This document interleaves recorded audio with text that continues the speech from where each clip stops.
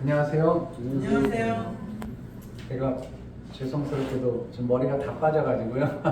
멋져 보이세요. 네, 형제자매님들이 제 입술을 안 보고 제 머리를 볼까 봐서 어쩔 수 없이 이제 예배당에 올 때는 복장에 대해서 굉장히 좀 신경을 쓰는데 머리가 하나도 없습니다. 되게 좀 죄송스럽지만은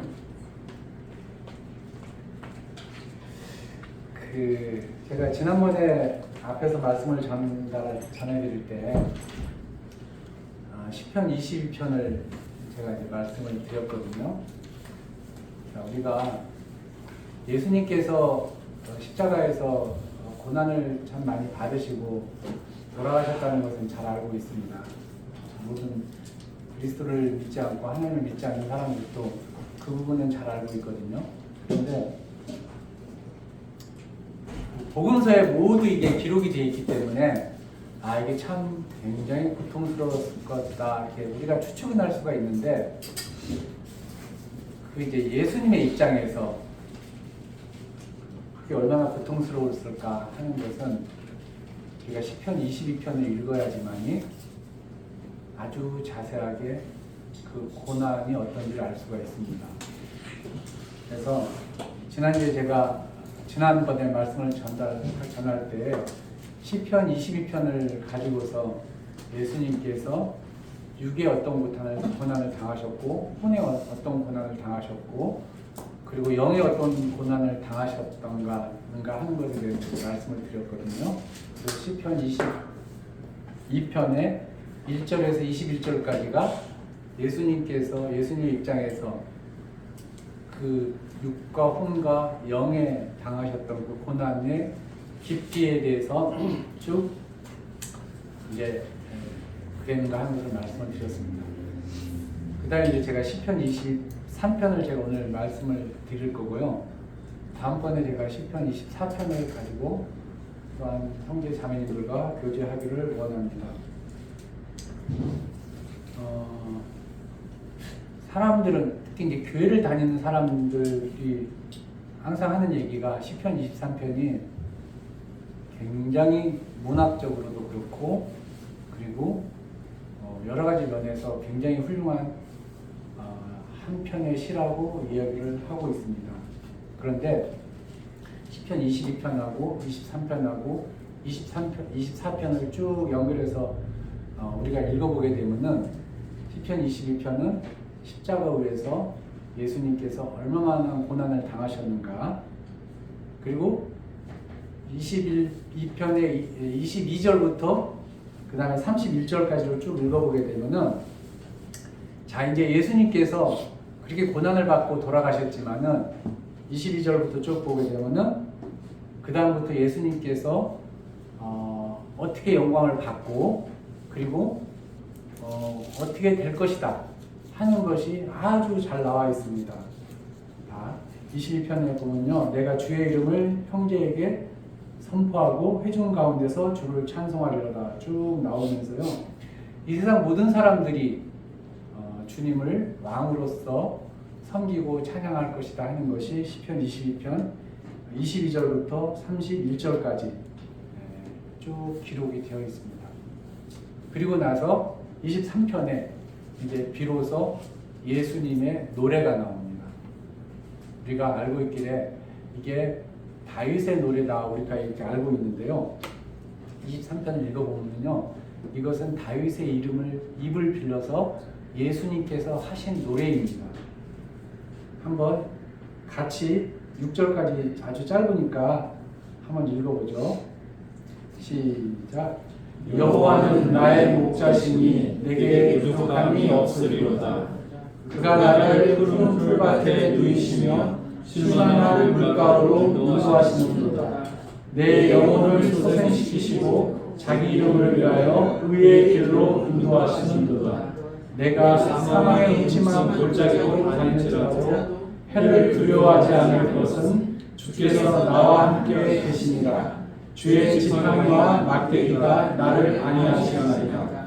주께서 내 원수의 목전에서 내게 상을 차려주시고 기름으로 내 머리에 부으셨으니 내 잔이 넘치나이다. 내 평생의 선하심과 인자하심이 반드시 나를 따르리니 내가 여호와의 집에 영원히 살리로다. 자, 예수님께서는 우리가 알다시피 십자가에서 죽음으로 끝이 아니었습니다. 로마서 4장 25절에 있는 말씀처럼 예수는 우리의 범죄함을 위하여 내어줌이 되고 또한 우리를 의롭다 하심을 위하여 살아나셨느니라 하고서 기록되신 것처럼 예수님께서는 십자가에서 죽으시고 부활을 하셨습니다. 자,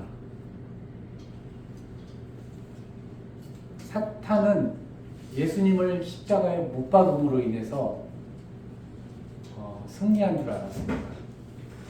그것으로서 왜냐하면 창세기에서도 예언으로 기록이 되어 있었고요.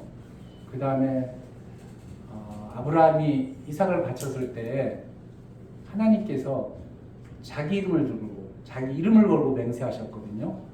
내가 나를 가리켜 맹세하노니 너의 후손으로 인해서 이 세상을 다스릴 왕이 올 것이라고 얘기를 했던 것처럼, 그렇기 때문에 사탄은 성경에 이렇게 무수하게 기록이 되어 있었기 때문에 예수 그리스도께서 이 세상에 오실 것이라는 것을 알고 있었고요. 그래서 그 예수 그리스도를 십자가에서 못 박아 죽임으로 인해서 자기가 승리할 것이라고 생각을 했거든요. 근데 이 사탄의 힘을 빌어서 예수님께서는 돌아가셨지만 부활하심으로 인해서 또 다른 마법을 부렸죠. 그것으로 인해서 우리 모두가 예수 그리스도를 믿는 사람을 이제 구원을 하셨습니다. 자, 우리가 한 절 한 절 한번 읽어보면서 이것이 왜 예수 그리스도의 노래인지를 한번 제가 살펴보도록 하겠습니다. 여호와는 나의 목자시니 내가 부족함이 없으리로다. 하나님을 목자로 비유하신 것은요, 주님이 세상에서 가장 연약한 유월절 어린 양이 되어서 십자가의 고난을 묵묵히 받으셨기 때문입니다. 이 세상에서 가장 고통스러운 시간을 보냈던 우리의 어린 양이 그 고통의 끝을 지나 처음으로 부르는 그 노래의 첫 마디가 뭐였냐면은 여호와는 나의 목자시니 내게 부족함이 없으리로다. 이는 실로 놀라운 고백이 아닐 수가 없습니다. 성경을 제가 쭉 찾아보니까요, 성경에 나의 목자라는 단어가 딱 한 군데 나옵니다. 여기 말고요. 그게 뭐냐면 이사야서 44장 28절에 나오는데요, 이거랑 전혀 상관없어요. 내용은 어떤 내용이냐면요, 하나님이 고레스에 대하여 이르기를 그는 나의 목자라고 얘기했습니다. 고레스를 나의 목자라고 했는데요, 왜냐하면 바사왕국의 고레스가 하나님의 사자로서의 역할을 성실하게 수행할 것이라는 것을 의미했던 것이지, 이것이 여기서 말하는 여호와는 나의 목자시니 하는 이런 의미로 말씀을 했던 것은 아닙니다. 자, 그러면은 이거 외에 그 하나님을 목자로 비유한 것이 성경에 두 군데 나옵니다. 어디에 나오냐면요, 시편 95편 7절입니다. 시간이 없으니까 그냥 제가 말씀을 이 구절이라고 제가 그냥 빠르게 읽겠습니다. 대저 저는 우리의 하나님이시오 우리는 그의 기르시는 백성이니 그 손의 양이라 너희가 오늘날 그 음성 듣기를 원하노라. 여기 뭐라면 저는 우리의 하나님이시오 우리는 그의 기르시는 백성이다, 이렇게 얘기를 했는데요, 여기에 직접적으로 목자라는 말씀을 하시진 않았는데요, 그 의미 자체가 하나님을 목자로서 표현한 거고요. 시편 100편 3절에 보면 여호와가 우리 하나님이신 줄을 너희가 알지어다. 그는 우리를 지으신 자요 우리는 그의 것이니 그의 백성이요 그의 기르시는 양이로다. 여기도 역시 목자라는 표현은 안 했지만은요, 우리가 양이기 때문에 주님은 당연히 목자라는 그런 의미로서 간접적으로 이렇게 고백을 한 부분이 나옵니다. 자, 목자라는 것은 하나님의 성품을 사랑이 많으신 어떤 그런 분이라는 것으로 표현하는 것입니다. 성경에는 하나님께 대하여 나의 하나님, 나의 왕, 나의 피할 바위, 나의 피할 산성, 나의 위로자라고 한 고백에 대해서는 여러 번 있지만요, 하나님께 대하여 여호와는 나의 목자시니 하고 고백한 것은 성경을 통틀어서 이곳이 유일합니다. 예수님이 아버지 하나님을 부르실 때 여호와는 나의 목자라고 부르셨던 것은 그가 예수님 자신이 유월절 어린 양으로서 자신을 제물로 드렸기 때문이며 하나님에게서 버림을 받을 정도로 극심한 고난 가운데서도 여전히 예수님께서는 나의 하나님, 나의 하나님 어찌 나를 버리셨습니까? 하고서 하셨을지라도 마음속 깊이 하나님을 신뢰하고 있었기 때문입니다. 나의 목자라는 고백 속에는 어린 양의 모든 유형과 복지를 책임지시는 분이라는 무한한 신뢰가 배어 있습니다. 이는 그 하나님을 완벽하게 신뢰하지 않으면 절대로 뱉을 수 없는 찬양입니다. 그 목자의 존재에 대해서는 예수님께서도 잘 정해놨습니다. 요한복음 10장 11절에서 18절에 이런 말씀이 있죠. 나는 선한 목자라. 선한 목자는 양들을 위하여 목숨을 버리거니와 삭구는 목자도 아니요 양도 제 양이 아니라 이리가 오는 것을 보면 양을 버리고 달아나나니 이리가 양을 이탈하고 또 해치느니라. 달아나는 것은 저가 삭구님 까닭에 양을 돌보지 아니함이나 나는 선한 목자라. 내가 내 양을 알고 양도 나를 아는 것이 아버지께서 나를 아시고 내가 아버지를 아는 것 같으니 나는 양을 위하여 목숨을 버리노라 하면서 18절까지 나는 선한 목자라는 얘기를 쭉 얘기를 하고 있습니다. 살아생전에 스스로를 목자라고 비유했듯이 예수님은 자신을 십자가의 심한 고난 속으로 보내셨던 그 아버지 하나님께 대하여 무한한 사랑과 신뢰를 담아서 여호와는 나의 목자시니 내게 부족함이 없으리라도 이렇게 찬양을 하셨던 것입니다. 자, 다음 구절을 보면은 그가 나를 푸른 초장에 누이시며 쉴만한 물가로 인도하시는도다 이렇게 기록이 되어 있습니다. 자, 이 말씀을 이해하려면요 이스라엘에 대한 기후를 알고 있어야 됩니다. 이스라엘 땅의 기후는 굉장히 독특합니다. 어떤 기후냐면요 우리는 이스라엘의 기후를 지중해성 기후라고 얘기를 하거든요. 이 지중해성 기후를 가지고 있는 이 독특한 기후는요 전 세계의 3%밖에 존재하지 않습니다. 어떻게 있냐면은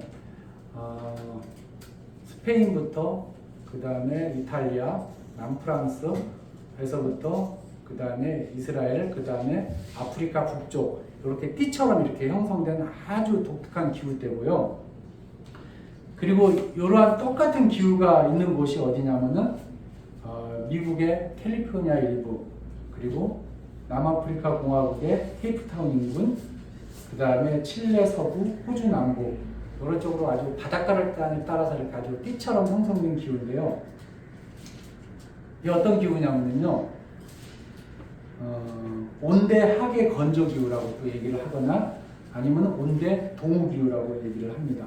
어떤 기후냐면 이런 기후예요. 여름에는 온 땅이 타들어갈 정도로 아주 바싹 마릅니다. 바싹 마르고요. 겨울에는 하늘에 구멍이 뚫릴 정도로 어마어마한 장마비가 내리는 그러한 기후입니다. 이 성경에 이 이스라엘의 기후에 대해서 여러 군데 기록이 되어 있어요. 에스겔서에 보면은 에스겔이 하나님 앞에 막 이렇게 백성을 위해서 죄를 자복하고서 겨울에 9월달이라고 이스라엘 달력으로 9월이에요. 9월에 예루살렘 성전 앞에서 이렇게 서 있을 때 에스겔에 대해서 얘기를 합니다. 지금 큰 비가 내리는 때이니 백성들을 물리쳐서 집 안으로 들이시라 이렇게 얘기를 하고 있거든요. 그래서 여름에 아주 좋은 풀을 찾는 것은 하늘에 별을 따는 것처럼 어렵습니다. 그래서 목자들은 이 이스라엘 땅에서 양을 기르는 목자들은요, 양을 이끌고서 아주 먼 길을 가야 하고요. 그리고 겨울에는요, 하늘에 구멍이 뚫린 것처럼 비가 내리기 때문에, 그리고 비가 내리면은 그렇게 많이 춥진 않은데 그 비를 맞고 있으면요, 나중에 이제 오한이 와서 추워집니다. 양을요, 1시간만 비를 맞히잖아요. 그럼 어떻게 되겠어요? 양털은 비를 흡수합니다.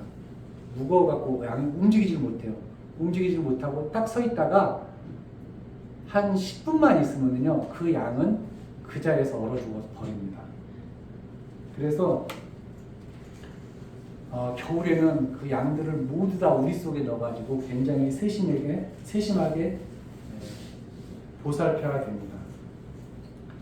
그래서 양들을 푸른 초장에 누이는 것이 얼마나 큰 수고와 헌신을 필요로 하는지 우리는 모르는데요. 이스라엘에 있는 사람들은 그가 나를 푸른 초장에 누이시며 쉴 만한 물가로 인도하신도다. 이 말씀을 딱 들으면요, 이 목자가 얼마만큼 큰 수고를 해야지 이 양들을 푸른 초장을 찾아야 다녀야 되거든요.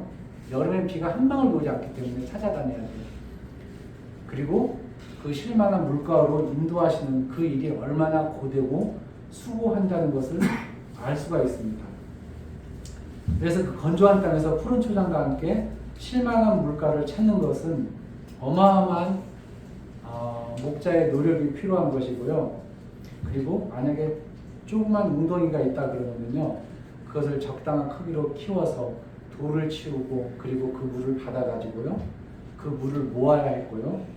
그리고 흐르는 물이 있다 그러면은 적당하게 막아가지고 거기에 그 풀들을 다 치우고서 그곳에 양들이 물을 먹을 수 있도록 해줘야 됩니다. 자, 목자들은 이런 얘기를 해요. 뭐냐면은 양들이 편안하게 누워 있으려면요, 4가지 조건이 충족이 되어야 된다고 합니다. 첫 번째 조건은요, 양은 겁이 굉장히 많은 동물이기 때문에요, 두려움에서 벗어나야 됩니다. 그리고 둘째, 양들은 사회적인 동물인지라 자기들끼리 싸움이 그쳐야 하고요. 셋째는 파리나 기생충으로부터 괴로움을 받지 않아야 하고, 그리고 마지막으로는 배부르게 꿀을 먹지 않으면 절대로 늙지 않습니다. 자, 그러면은 이것은 무슨 상황이에요? 양들이 평안하게 쉴만한 물가로 인도되고 내가 푸른 초장에 누웠다. 이것은 뭐냐면요, 양들이 이 4가지가 모두 충족이 되고 이 모든 것들이 해결되었다는 것을 의미합니다.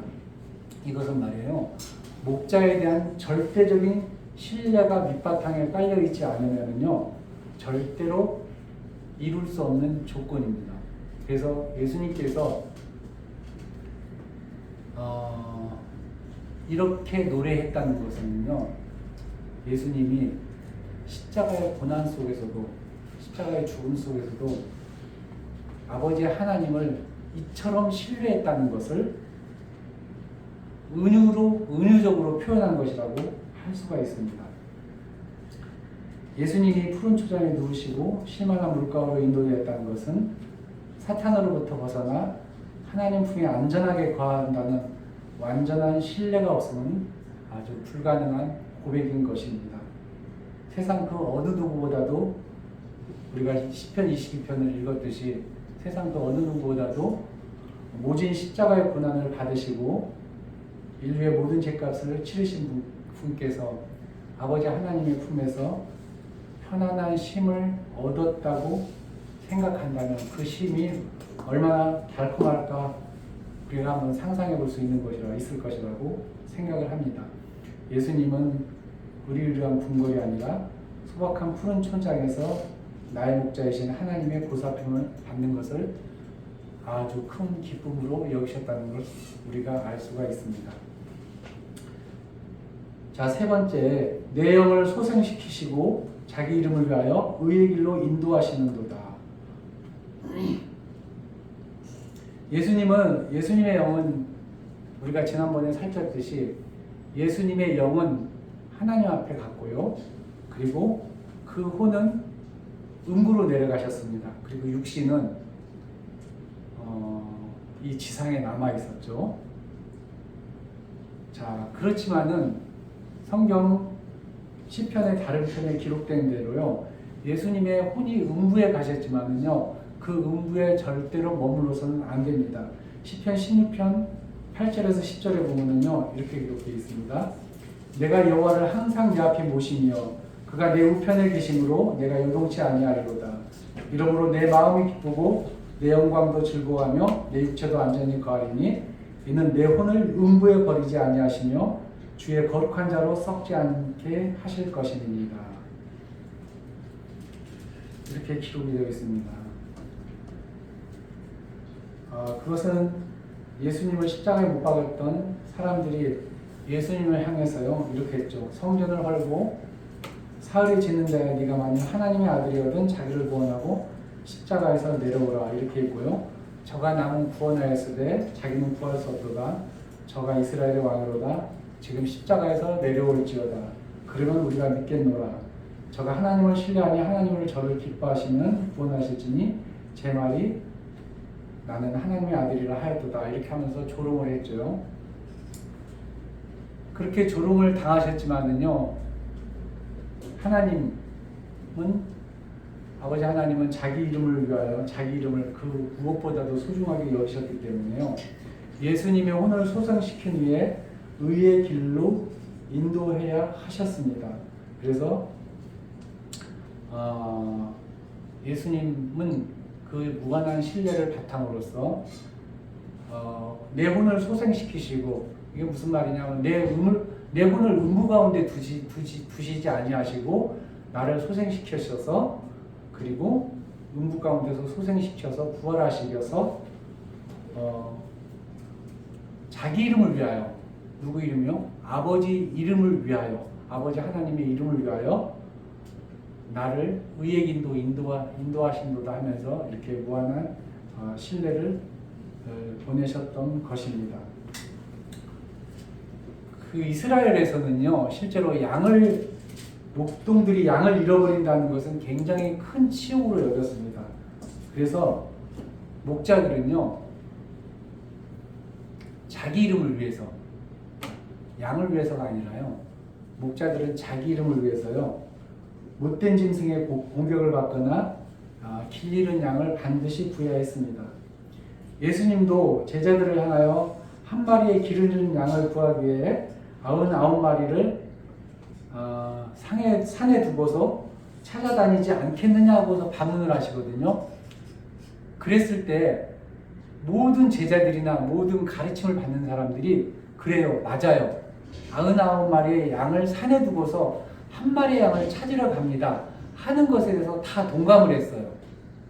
우리가 생각하기에 아니 99마리 양이 더 중요하지 왜 한 마리 양이 중요할까? 왜 한 마리 양을 찾으러 그렇게 99마리를 버리고 갈까? 이렇게 생각할 수가 있겠지만은요, 그 시대의 사람들은, 목자는 한 마리의 자기 이름을 위해서요, 양 한 마리를 구원하는 것을, 그것을 짐승으로부터 구원하는 것을 자기 이름을 위해서 반드시 해야 될 일로 생각했다는 것이죠. 그래서 이 말씀은 이 시대에서는 아주 적절한 비유였던 것입니다. 자, 그 다음에 4절에 내가 사망의 음침한 골짜기로 다닐지라도 해를 두려워하지 않을 것은 주께서 나와 함께 하심이라. 주의 지팡이와 막대기가 나를 안위하시나이다. 이렇게 되었죠.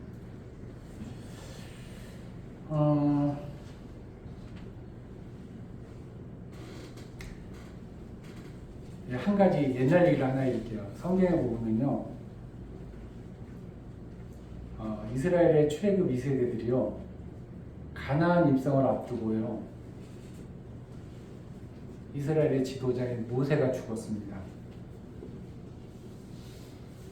자,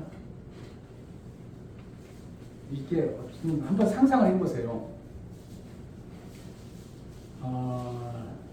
만약에 우리가 임진왜란을 겪었을 때요, 이순신 장군이 마지막 전투에서 죽지 않고요.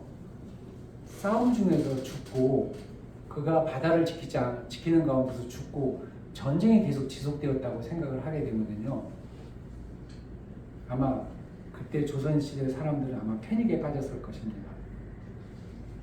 자, 보세요. 자, 가나안 입성을 바로 앞두고요. 이스라엘을 그러니까 이 홍해에서 이끌어오고요. 그리고 이스라엘 가운데에서 출애굽을 해서 가나안 입성을 이끌고 갈 그 모세가 바로 죽었어요. 입성을 앞두고.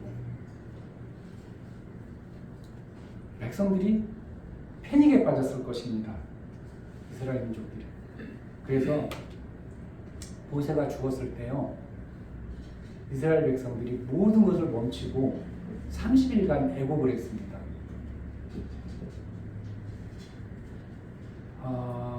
출애굽 2세대들은 광야에 있으면서요.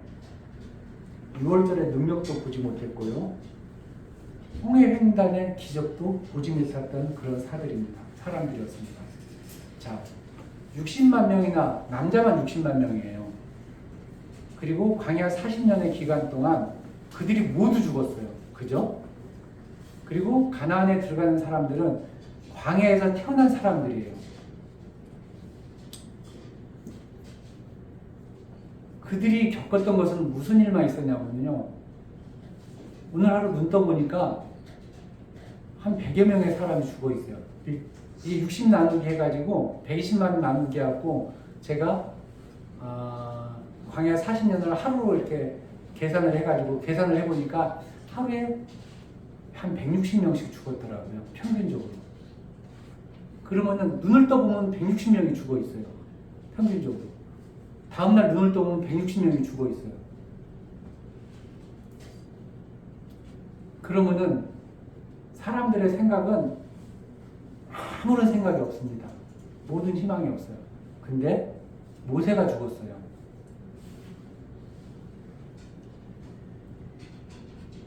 모세가 이 백성들을 이끌고 가나안으로 들어갈 것이라고 했는데요. 모세가 죽었습니다.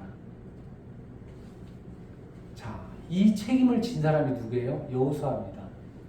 이들을 이끌고 갈 만한 사람을 이끌고 갈 사람이 여호수아예요. 그 여호수아가 아마 하나님을 붙들고 늘어졌던 것 같습니다. 출애굽기 여호수아 1장에 보면은요. 아무리 그가 훌륭한 군인이라 그래도요. 이렇게 패닉에 빠진 그 백성들을 이끌고 간다는 것은요. 이 군중심이라는 것은 말로 표현할 수가 없거든요. 끌고 가요. 여호수아 1장 5절 9절에서 하나님께서 여호수아에게 이 얘기를 합니다. 너의 평생에 너를 능히 당할 자가 없으리니 내가 모세와 함께 있던 것 같이 너와 함께 있을 것이니라. 쭉 얘기하면서 너는 마음을 강하게 하고 담대히 하라 얘기를 합니다. 그러면서 뭐라고 하나님께서 말하냐면 내가 너에게 명령을 했다.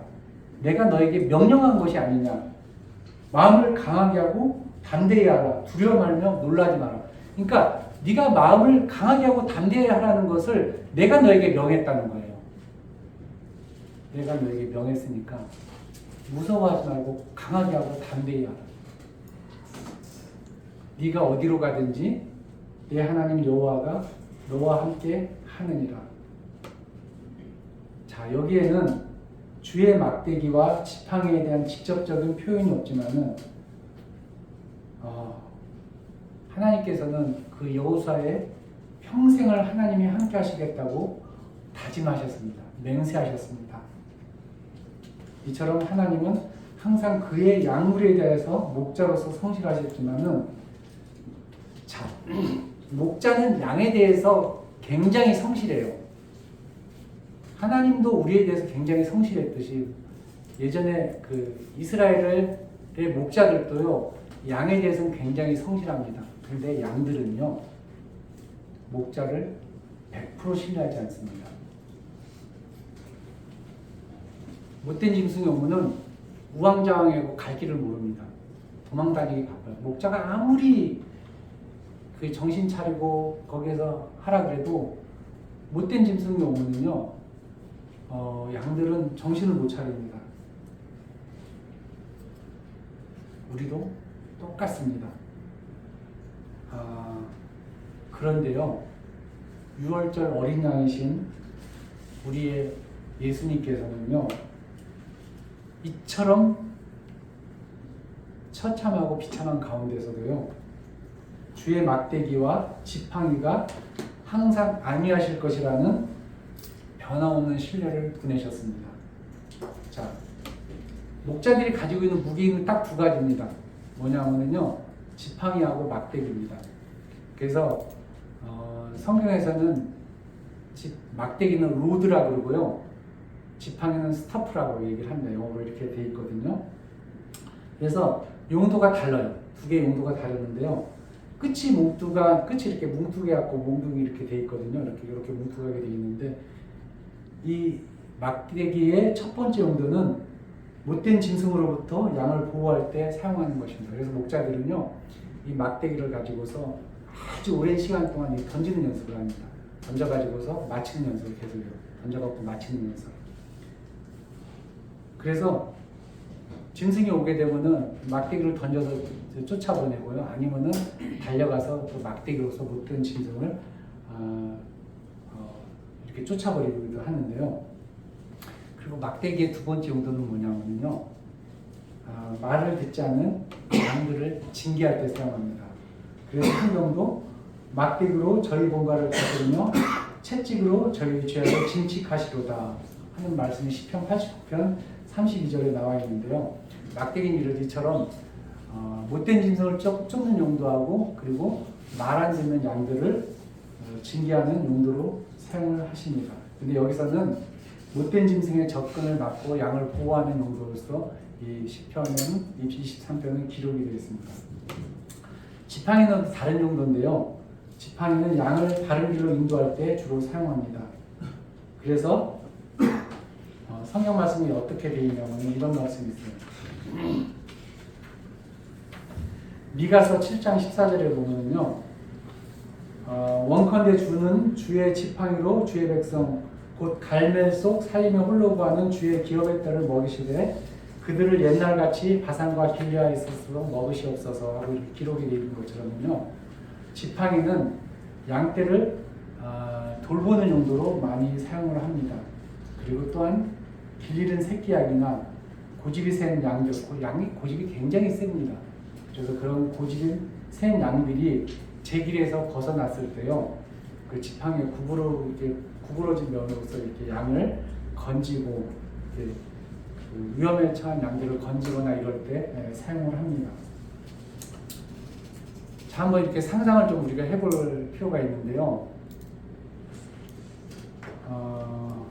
위험하지 않을 때 양들이 저기서 그 들판에서 풀을 다 뜯고 있고, 그리고 양들이 전혀 위험하지 않을 때 목자가 막대기는 허리춤에 딱 대고 있고 지팡이를 딱 짚고서 하루 일과를 마치고 해가 뉘어질 때 아주 평화로이 그 풀을 뜯고 있는 양들을 바라보고 있는 그 목자를 바라보고 있으면은 이것이 얼마나 평화로운 모습인지 우리가 상상할 수가 있을 것입니다. 이처럼 지팡이는 인자하고 사랑이 많은 목자의 권위를 상징을 합니다. 그래서 예수님도 십자가의 죽으심으로 그 혼이 죽어서 음부의 음침한 골짜기로 헤매고 다니셨습니다. 그렇지만은요, 주의 지팡이와 막대기가 나를 안위하신다고 한 것은 그 환난 가운데서도 그 아버지 하나님의 지팡이가 나를 인도하시고 주의 막대기가 나를 보호하신 덕분에 내가 평안하다는 것을 이렇게 은유적으로 표현하고 있다는 거 알 수가 있습니다. 자, 그 다음에 5절에 주께서 내 원수의 목전에서 내게 상을 차려주시고 기름으로 내 머리에 부으셨으니 내 잔이 넘치나이다. 이렇게 기록이 되어 있죠. 자, 앞서도 말씀을 드렸듯이 예수님께서는 지금 사탄은 예수님을 십자가에 못 박음으로 인해서 본인이 승리했다고 이렇게 착각을 했었습니다. 그런데요, 이 말씀처럼요, 하나님께서는 주님의 혼을, 아버지 하나님께서는 예수님의 혼을 소성시켰고요, 무덤문을 여시고 사망의 권세를 휘두른 원수 앞에서 예수님을 다시 살리셨습니다. 그리고 보란 듯이 사탄 앞에서 테이블을 쫙 펼쳐놓고요, 그 위에 영원한 왕으로 기름 부을 도구들을 올려놓으셨습니다. 그 제사장이 왕을 세우기 위해서는요, 이렇게 기름병만 취했던 것이 아니라요, 앞에 테이블을 쫙 펼쳐놓고요, 그 위에 여러 도구들이 올려졌습니다. 그곳에서 모든 의식과 절차들이 행해진 후에야 비로소 정식으로 왕으로서의 기름을 부었던 것입니다. 그리고 예수님도 이렇게 원수의 목전에서 보란 듯이 왕으로서 선포가 되었습니다. 그래서 이거는 그것을 그대로 표현하고 있는 거예요. 그대로 주께서 내 원수의 목전 사탄 앞에서 상을 펼쳐놓고요, 그리고 예수님을 이 세상의 왕으로서 선포하셨다는 것을 정확하게 표현을 하고 있고요. 그래서 내 잔이 넘치나이다 하고 이렇게 말씀을 하셨던 것입니다. 우리는 이제 예수님께서 부활하셨다는 것을 성경 가운데 여러 군데에 말씀을 하고 있기 때문에요, 이 부분은 생략을 하도록 하겠습니다. 그래서 하나님, 아버지 하나님께서는 예수님을 위대한 왕으로 그리고 영원한 왕으로 그 머리에 기름을 부으셨습니다. 영광의 왕으로 보좌에 앉는 것은 후일에 천년왕국 때, 왕국 때 이 실제적으로 이루어질 것이지만요, 하나님은, 아버지 하나님께서는 예수님이 부활하셨을 때 이미 영원한 왕으로서 그 머리에 기름을 부으셨던 것입니다. 자, 이제 23편 6절 한번 보겠습니다. 주께서 내 원수의 목전에서, 아니다, 내 평생의 선하심과 인자하심이 반드시 나를 따르리니 내가 여호와의 집에 영원히 살리로다. 이제 예수님의 평생에 하나님의 선하심과 인자하심이 진정으로 함께 하실 것이고요, 여호와의 집에서 다시는 고통이 없고 고난을 받지 않고 영원히 아버지 하나님과 함께 계실 것입니다. 그로 인해서 예수님을 따르는 우리 역시 이 나그네의 길에서 벗어나면은요, 예수님과 함께 아버지 집에서 영원히 거하게 될 것입니다. 계시록 21장 3절에서 4절에 이렇게 기록이 되어 있습니다. 보라, 하나님의 장막이 사람들과 함께 있음에 하나님이 저희와 함께 거하시리니 저희는 하나님의 백성이 되고 하나님은 친히 저희와 함께 계셔서 모든 눈물을 그 눈에서 씻기심에 다시는 사망이 없고 애통하는 것이나 곡하는 것이나 아픈 것이 다시 있지 아니하리니 처음 것들이 다 지나갔음이로라. 이렇게 기록이 되어 있습니다. 예수님은 하나님의 본체로서요, 당연히 사망과 우에 매일 수 없는 그런 분이십니다. 그렇지만 자신을 비워서 종의 형체인 인간의 모습으로 이 세상에 오셨습니다. 그리고 하나님, 아버지 하나님께 순종하여서 십자가에서 모진 고난을 받으시고 죽으셨습니다. 죄가 없으셨던 분이지만은요, 스스로 자원하여서 우리의 죄를 위하여서 십자가의 고난의 길을 마다하고 걸어가셨던 분이십니다. 자, 이 노래가 시편 23편이 우리 마음 가운데 아주 깊이 와닿는 것은요, 이것이 바로 이 세상에서 가장 모진 고난을 받으셨던 6월절 어린 양께서 그 고난 가운데서도 여전히 하나님께 무한한 신뢰를 보내면서 불렀다는 노래이기 때문입니다. 그래서 사람들은 제가 여러 사람들한테 이렇게 물어보면요, 이것이 무슨 뜻인지도 모르고요, 이 노래가 무슨 뜻인지도 모르고 그냥 많은 목사들이 그렇게 얘기해요. 이게 성경에서 가장 아름다운 노래다. 아름다운 노래. 근데 맞아요. 정말 아름다운 노래. 정말 아름다운 노래인데 이것이 예수님께서 그 모진 고난 가운데서도 하나님께 대해서 무한한 신뢰를 보낸 그 노래이기 때문에 이것이 세상 가운데서도 가장 아름다운 노래인 것입니다. 이처럼 가장 큰 신뢰를 보냈던 사람이 누가 있었냐면요, 아브라함이 있었죠. 아브라함이 하나님 온전히 신뢰했기 때문에요, 아들 이삭을 바쳤습니다. 이삭을 바쳤는데 사라가 가만히 있었을까요? 나중에 제가 아브라함에 대한 얘기를 할 때 얘기를 하겠는데 사라가 가만히 안 있었을 것 같아요. 근데 그렇게 했을 때 하나님께서 성경에 하나님이 인간에 대해서 맹세한 것이 나오거든요. 맹세한 것이 딱 한 군데 나와요. 그것이 뭐냐면은 내가 나를 가리켜 맹세하노니, 하나님보다 더 높으신 분이 없기 때문에 내가 나를 가리켜 맹세한다고 해요. 그러면서 예수 그리스도께서 탄생하실 것을 아브라함에게 이때 이제 예언을 한 그러니까 맹세로서 언약을 세우시는 부분이 나오는데요. 아무튼 이처럼 예수님께서 아버지 하나님께 대해서 이렇게 신뢰하면서 불렀다는 그 노래라는 것을 알았을 때요, 제가 이 말씀을 준비하면서도 그렇고 굉장히 가슴이 좀 많이 뭉클해지더라고요.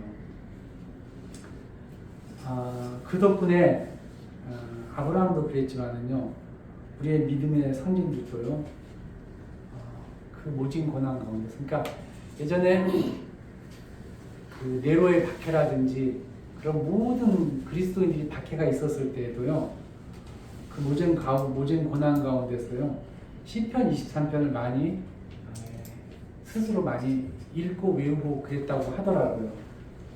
그러면서 그것을 읽으면서 예수님과 똑같은 그러한 순례의 길을 묵묵히 걸었다고 얘기를 하고 있습니다.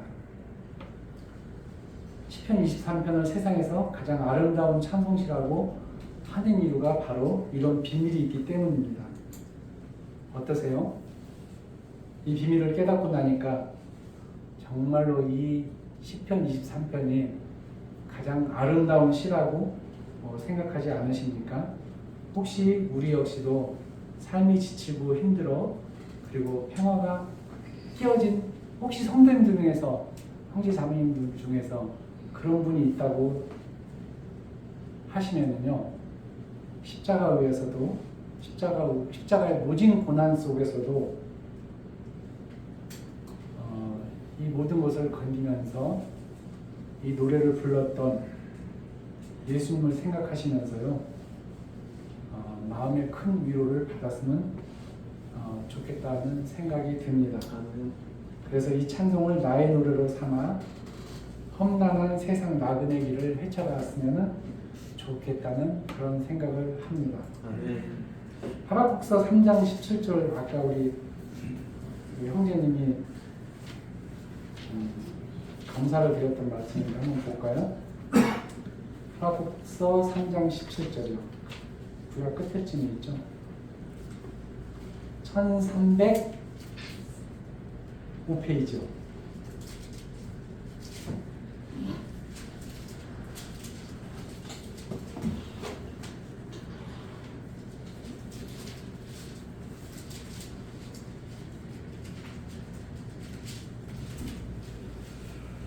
(3장 17절 18절) 같이 읽겠습니다.